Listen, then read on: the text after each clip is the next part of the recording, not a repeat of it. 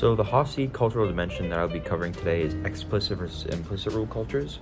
Explicit rule cultures have rules that are clearly communicated so that everyone is aware of them prior to a gathering, and implicit rule cultures have rules that are often understood and communicated non-verbally. My culture, which I would say is the American culture, is probably a mix of both explicit and implicit rule cultures, but I'd say it leads more towards the explicit rule. I feel like most things are clearly stated so people have a wide understanding of them, like rules, traffic rules, stuff like that. But there's also implicit things that aren't clearly stated, like, for example, making eye contact with someone while they're speaking, which is a respectful action to do, and tipping a waiter or waitress after dining at a restaurant is also just an implicit action. So today I will be interviewing my friend Karan, and we'll see what he has to say about his culture and how it relates to this Hofstede cultural value dimension. Well, going Gen 201. My name is Karan. I'm from Montego Bay, Jamaica. However, my parents are from India, so I'm Indian by ethnicity, but I'm Jamaican by origin and nationality. I'm a freshman here at Bryant and Vincent. One of the dogs, bro. Well, going. What's up, dude? Yeah, bro. Yeah. Oh, what's up? So yeah, what was that we just did when I shook bro, your hand? so basically, one of the things that we do back in Jamaica, like I know over here you guys dab each other up like this. Yeah. You know, Yeah. something new to me, something new, but over there we do something similar and something completely different. Okay. So, in your hand, we dab each other up, but then we just like flick each other's thumbs the other way. Okay. But you know, sometimes when you're in like a big social setting, you can't really dab up everybody you want to dab up. You see? So, just give me your thumb, good.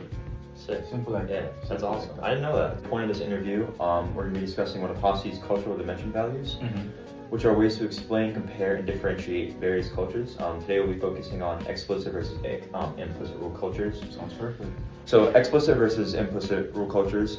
Explicit rule cultures have rules that are clearly communicated so that everyone is aware prior to a gathering, and implicit rule cultures have rules that are often understood rather than said, and this helps with communication non-verbally. I'm going to touch base upon like the Indian side of me and then the Jamaican side of Okay. as well.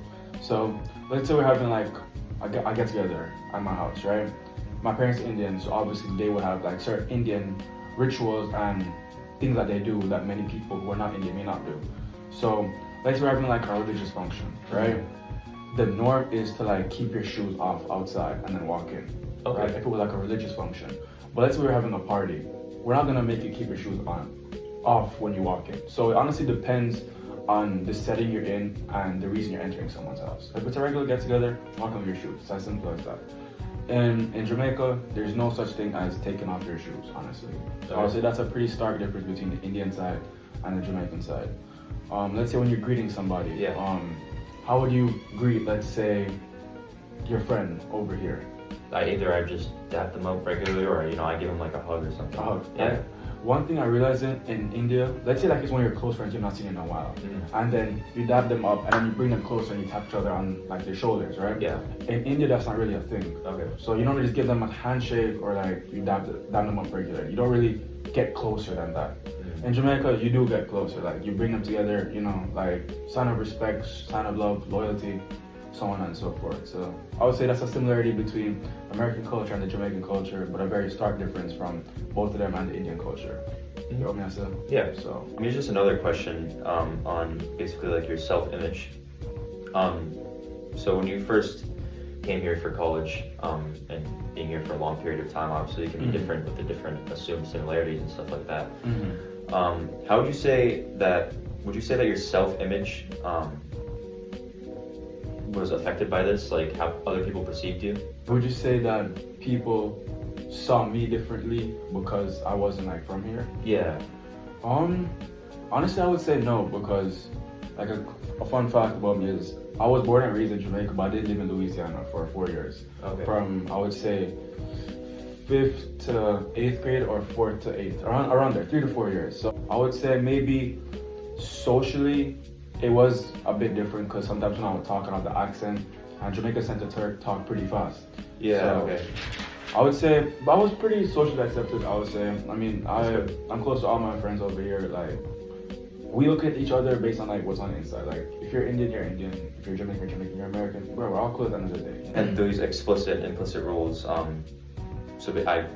you're saying that they didn't really affect how you were seen by other people? Not at all. Not at all. Except for the greeting thing. The greeting, yeah, something. But again, it's not like a major differentiating Exactly, factor, yeah. right? It's not like I got myself in a position where I greeted someone in the wrong way and took it offensively. You know That what I'm did not saying? happen. That never happened. Yeah. That never happened. Because Okay. bro, people at the end of the day understand you're in college, you're gonna meet people from so many ends of the world, bro. Mhm. And there have been times when I've gone to like dab up somebody, which I met maybe like a week ago, and they pull me in closer and hug me.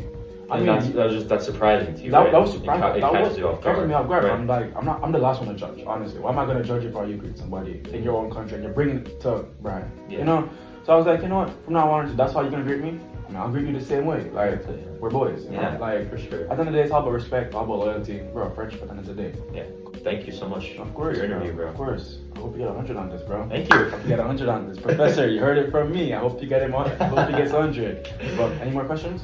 No, I think that'll be it. All right. I think you're good. Perfect. All right. Thank you. All right. See you, bro. See you.